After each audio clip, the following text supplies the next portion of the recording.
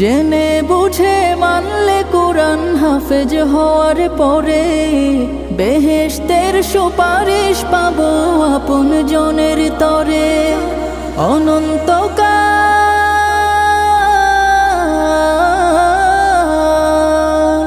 অনন্তকাল থাকবো সুখে জান্নাতের বাগান।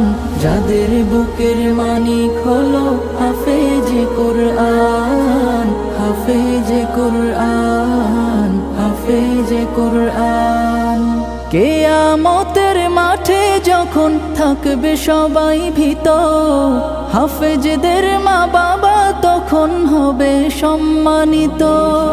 কিয়ামতের মাঠে যখন থাকবে সবাই ভীত, হাফেজদের মা বাবা তখন হবে সম্মানিত।